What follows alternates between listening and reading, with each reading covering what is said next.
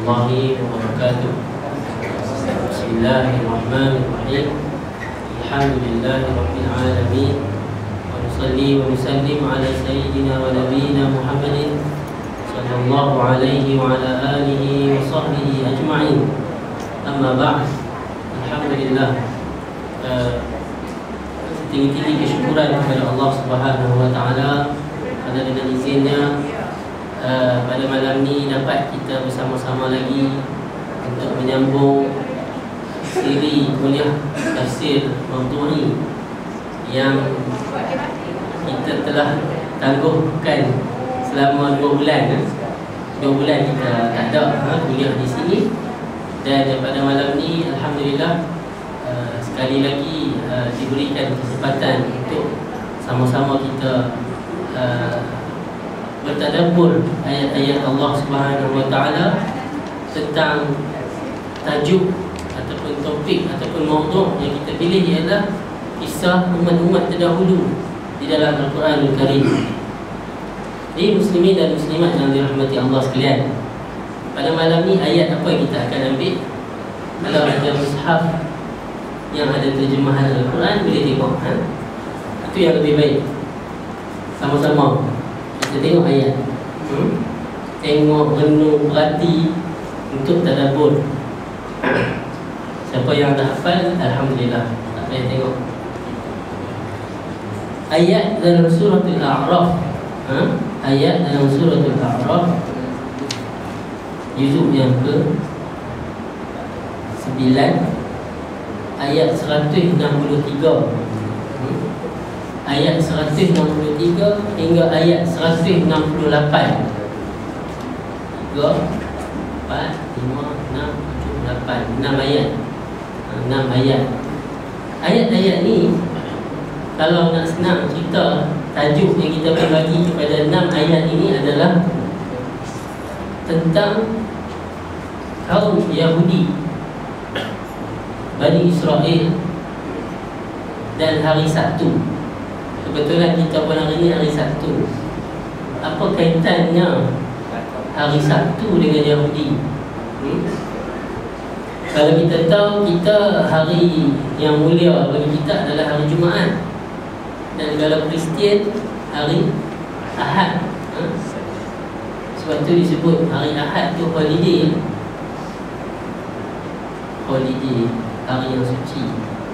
Macam mana kalau kita sebut holiday juga hari Ahad? Okey.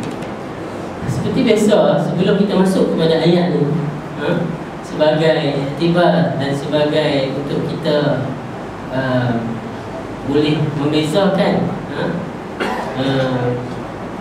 apa tujuan ayat-ayat ini Allah turunkan, dan kalau kita baca riwayat Israiliyatnya jadi apa?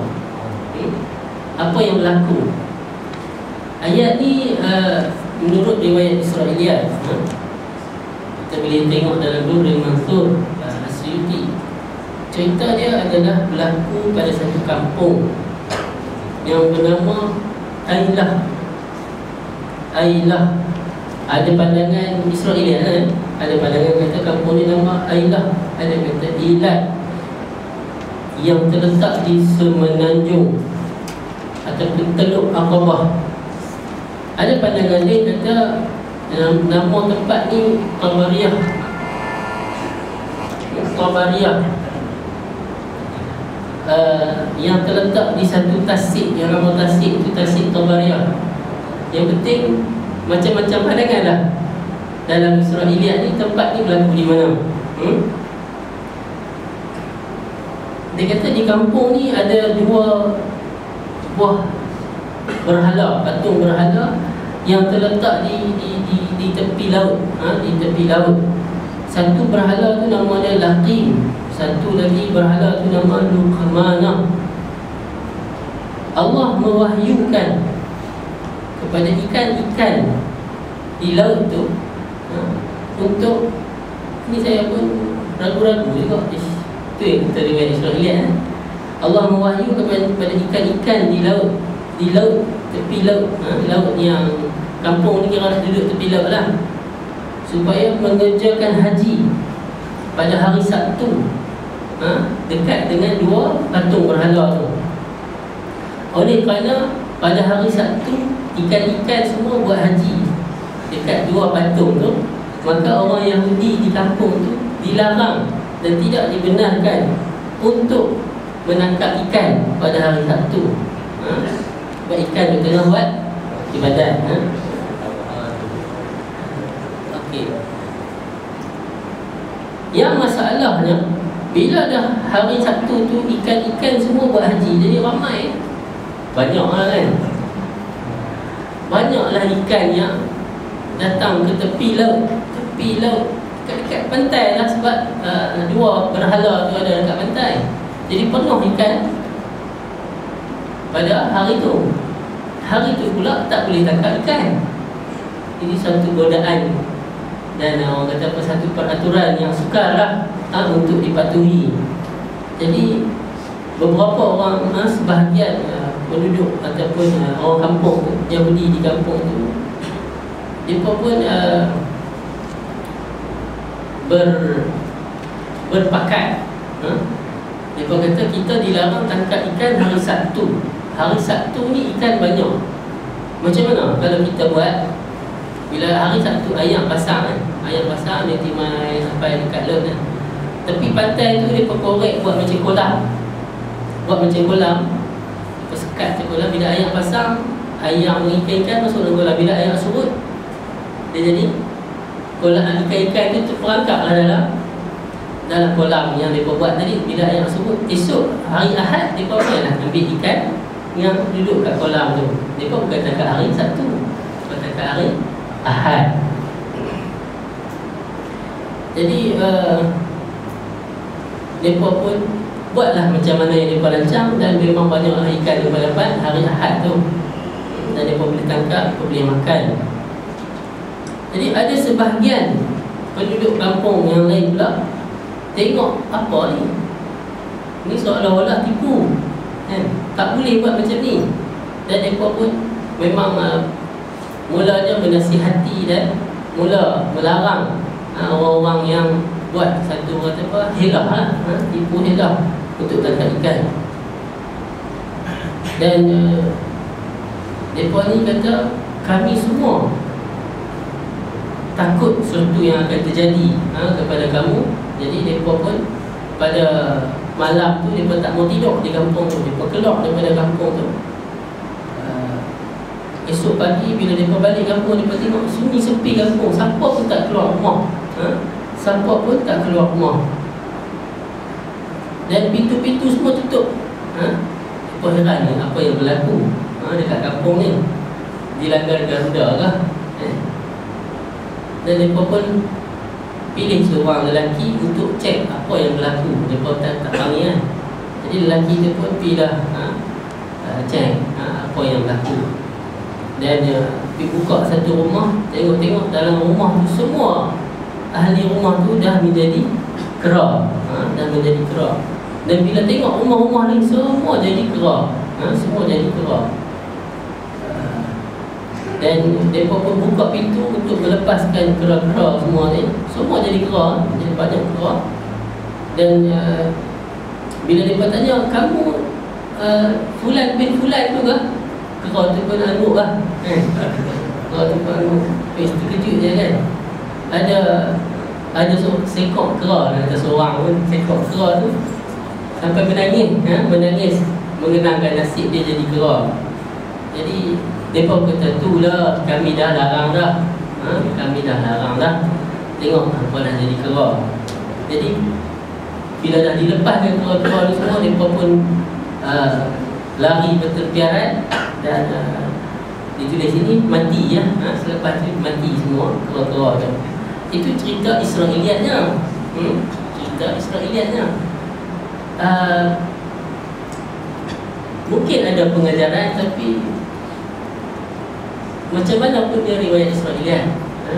Apa kata kita tengok terus direct kepada ayat yang Allah ulas cerita ni. Allah mulakan dengan was'alhum 'anil qaryati allati kanat hadiratal bahr. Pertama sekali Allah suruh Allah mulakan ayat ini dengan was'alhum, dan tanyalah mereka.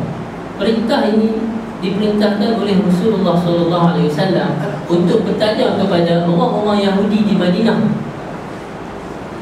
Orang-orang Yahudi di Madinah tentang cerita yang berlaku di zaman, tak sebut zaman bila, dan tak disebut kampung ni kat mana, kampung ni nama apa. Sebab tak penting. Kalau kita tahu nama kampung tu pun, tahu bila pun, tak menambah apa-apa nilai, tak menambah apa-apa pun. Tahu dengan tak tahu kampung tu nama apa, tak memberi kesan. Dan apa tujuan Allah Subhanahu Wa Taala suruh Nabi Muhammad tanya dekat orang-orang Yahudi tentang peristiwa ni? Bukanlah nak tanya dekat Yahudi itu pasal nak tahu. Dia tanya ni pun macam-macam. Bukan semua pertanyaan tu kerana tak tahu. Ada pertanyaan kerana nak beli. Pertanyaan ni lebih kepada untuk perli lah. Perli. Kenapa? Bila orang-orang Yahudi ni, mereka ni memang memusuhi Nabi di Madinah. Jadi bila Nabi main tanya dekat mereka dengan perintah Allah ni, hampa tahu tak hampa punya tektuk nenek moyang hampa dulu pernah jadi kera. Dia jawab, macam mana Muhammad tahu? Habislah rahsia kami, kan? Macam cerita lah kan, orang tu dia buat leceh sangat kan. Hampa tahu tak Tok Hang ni dulu siapa? Macam di satu orang kata apa, menjatuhkan maruah ayat muka mereka ni. Itu antara hikmah lah. Kenapa? Mungkin ada hikmah-hikmah yang lain, tapi ini antara hikmah kenapa Allah suruh Nabi tanya. Dan ayat ni mula dengan was'alhum 'anil qaryati allati kanat hadiratal bahr. Tanyalah mereka, wahai Muhammad, tentang satu kampung yang berada di tepi laut. Hadiratal bahr ni maksudnya di tepi laut. إذ يعدون في السبت إذ تأتيهم حيتانهم يوم سبتهم شرعا.